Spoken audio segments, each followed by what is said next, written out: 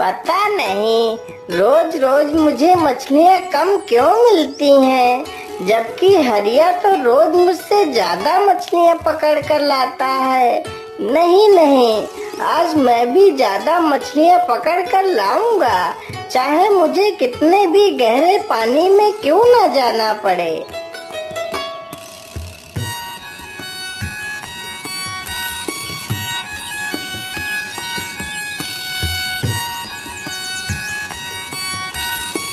हरी राम ज्यादा मछलियां पकड़ने के लालच में अपनी नाव को गहरे पानी की तरफ ले जाता है।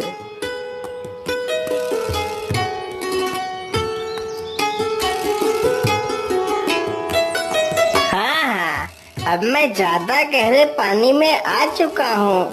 यहाँ पर ज्यादा मछलियाँ होनी चाहिए। चलो जल्दी से मछलियाँ पकड़ता हूँ।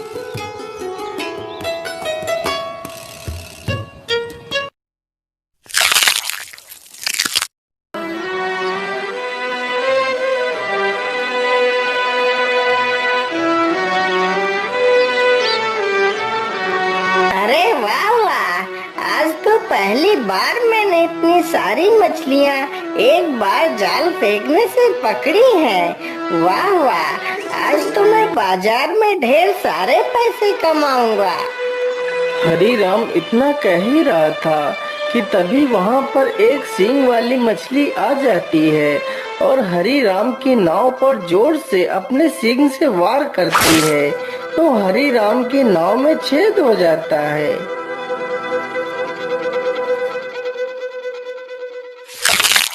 बाप रे बाप, इतनी बड़ी मछली! भाग लो हरी राम, नहीं तो आज समंदर में ही तुम्हारी समाधि बन जाएगी। हरी राम जल्दी जल्दी से अपनी नाव को बाहर की ओर लाता है। बाहर लाते लाते उसकी नाव में काफी पानी भर जाता है, जिसके कारण उसकी नाव डूब जाती है। वह मुश्किल से खुद की ही जान बचा पाता है। राम राम राम राम, आज तो मरते मरते बचा, लेकिन मेरी नाव तो डूब गई है। अब मैं मछलियाँ कैसे पकड़ूंगा? ऐसे तो मैं भूखों मर जाऊंगा। नहीं नहीं, मुझे जल्दी ही एक दूसरी नाव बनानी होगी। मैं कल सुबह ही जंगल जाकर एक अच्छी सी लकड़ी ढूंढ कर लाऊंगा और अपनी नाव बनाकर मैं फिर से मछलियाँ पकड़ूंगा।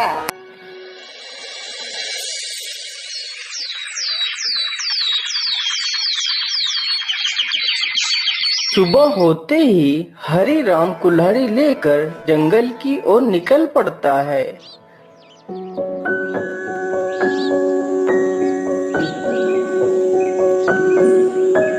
कौन सा पेड़ काटूं, कुछ समझ नहीं आ रहा। कोई पेड़ तो इतना मोटा है और कोई पेड़ तो इतना पतला है। मेरी नाव के लायक तो कोई पेड़ मुझे दिख ही नहीं रहा है। हाँ, ये पेड़ मेरी नाव के लायक है। चलो मैं इसे ही काट लेता हूँ। उसी पेड़ पर एक चिड़िया ने अंडे दिए होते हैं। हरी राम जैसे ही कुल्हाड़ी उठाकर पहला वार उस पेड़ पर करता है। अरे, ये शोर कैसा? मुझे लगता है कोई मेरे इस पेड़ को काट रहा है।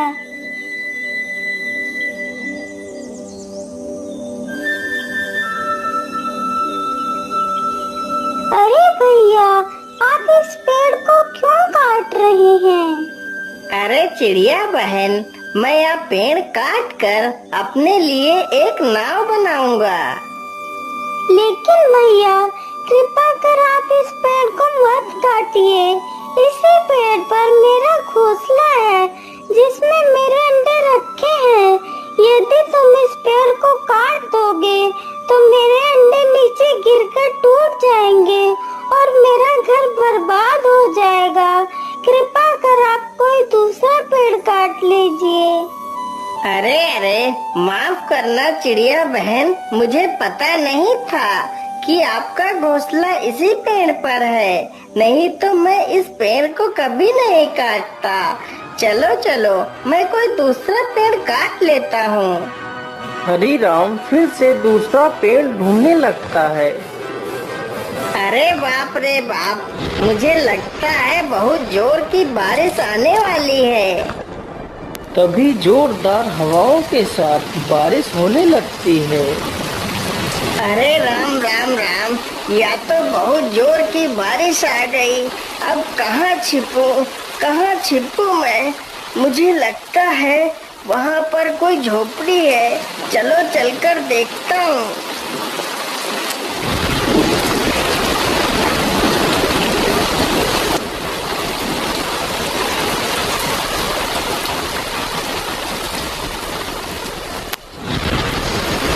बाबा, मैं एक मछुआरा हूँ। आज मैं इस जंगल में एक लकड़ी काटने के लिए आया था, जिससे मैं अपने लिए एक नाव बना सकूं। लेकिन लकड़ी तो मुझे मिली नहीं। तभी जोर जोर से बारिश होने लगी। कृपा कर मुझे आज रात भर के लिए अपनी झोपड़ी में रुक जाने दीजिए। सुबह होते ही मैं यहाँ से चला जाऊंगा। ठीक है बेटा, तुम अंदर आ जाओ। जैसे ही हरी राम अंदर जाता है तो देखता है एक बूढ़ी महिला खाना बना रही है। हरी राम चुपचाप जाता है और कोने में पड़ी एक चटाई पर लेट जाता है। तभी वह बुढ़िया उस बूढ़े व्यक्ति से कुछ कहती है। ऐसा लग रहा था जैसे कि वह दोनों हरी राम से कुछ छुपा रहे हों। अरे अरे, यह दोनों आपस में क्या बात कर रहे हैं? मुझे लगता है यह दोनों मुझसे कुछ छिपा रहे हैं। मुझे यह पता लगाना ही होगा, आखिर ये दोनों मुझसे क्या छिपा रहे हैं। हरी राम यह सब कुछ सोचने लगता है और चुपचाप सोने का नाटक करता है।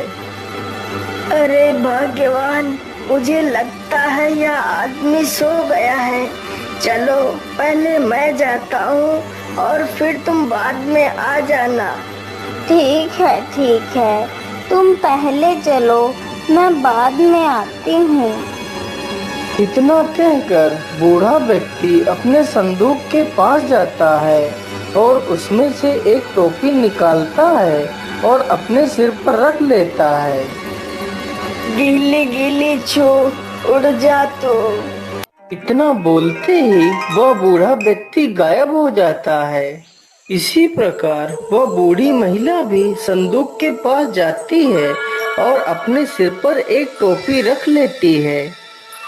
गिले गिले छू उड़ जा तू। इतना बोलते ही वह बूढ़ी महिला भी वहाँ से गायब हो जाती है। यह सब देखकर हरी राम सक्का बक्का रह जाता है। अरे बाप रे बाप, ये मैं क्या देख रहा हूँ? ये दोनों कहाँ चले गए? हरी राम तुरंत ही संदूक के पास जाता है। अरे ये क्या? इस संदूक में तो एक और टोपी रखी है।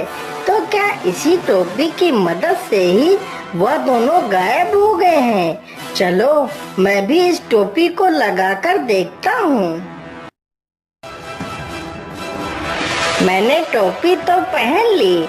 चलो अब जल्दी से वह मंत्र बोलता हूँ। क्या बोला था उन दोनों ने? हाँ, गिली गिली छू उड़ जा तू। जैसे ही हरी राम यह मंत्र बोलता है वह तुरंत गायब हो जाता है और वह एक राजमहल में पहुंच जाता है। तो देखता है बूढ़ी महिला और वो बूढ़ा व्यक्ति उसी महल में बैठकर खाना खा रहे हैं। हरी राम को वहाँ पर देखकर दोनों हैरान रह जाते हैं। चलो चलो भाग्यवान, जल्दी से हम सारे बर्तन अपनी झोली में डालकर यहाँ से निकल लेते हैं। वह दोनों राजा के घर से सोने व चांदी के बर्तन की चोरी करके उन्हें गरीबों में बांट दिया करते थे। दोनों जल्दी से कुछ बर्तन अपनी झोली में रखते हैं और वहाँ से चले जाते हैं। अरे वाह, क्या बात है! चलो मैं भी जल्दी से कुछ बर्तन उठा लेता हूँ। लेकिन इतनी जल्दी भी क्या है? चलो थोड़ा सा स्वादिष्ट भोजन का आनंद लिया जाए, फिर आराम से चला जाएगा। इतना सोचकर हरिराम खाना खाने लगता है। अरे वाह, खाना तो बहुत स्वादिष्ट था। ऐसा स्वादिष्ट खाना तो मैंने अपने जीवन में पहली बार खाया है।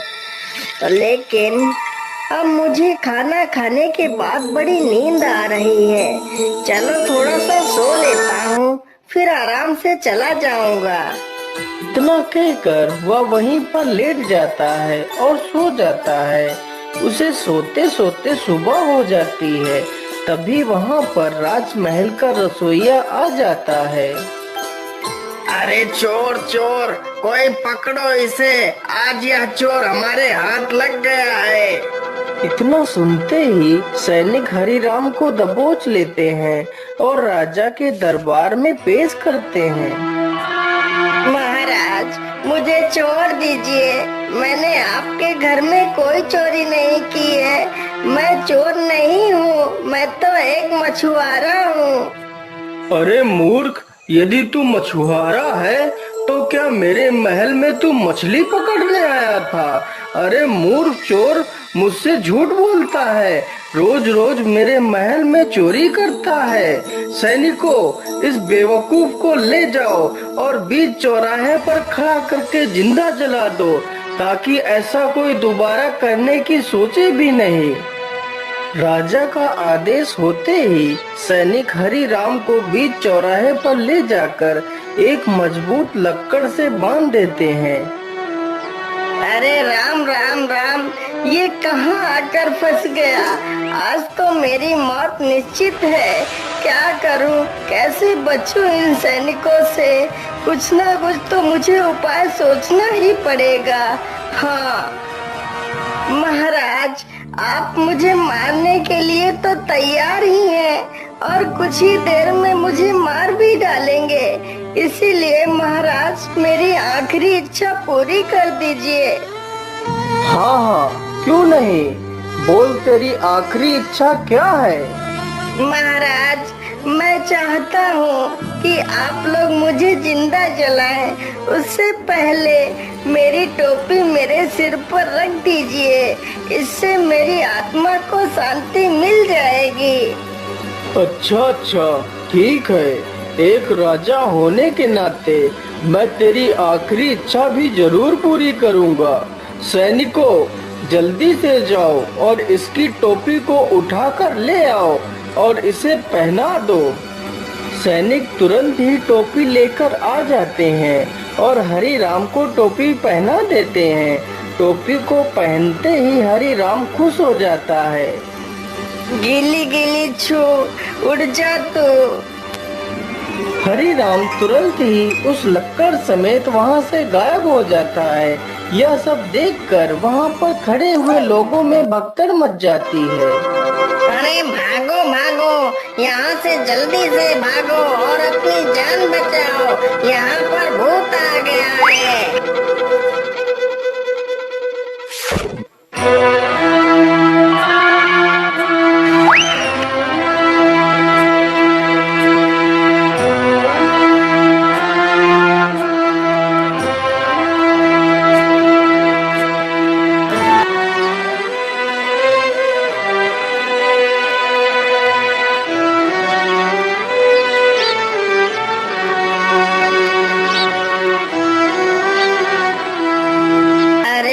ये मैं कहाँ आ गया हूँ? मुझे लगता है मैं अपने गांव वापस आ गया हूँ। अरे हरिराम भाई, आपको ये क्या हो गया? आपकी ये हालत कैसे हुई? आप तो इतने दिनों से मछलियाँ भी पकड़ने नहीं आए। अरे हरिया भाई, इतने सारे सवाल बाद में पूछ लेना, पहले मुझे इस रस्सी से खोल दो। हाँ हाँ, क्यों नहीं हरिराम भाई, मैं अभी आपको रस्सी से खोल देता हूँ।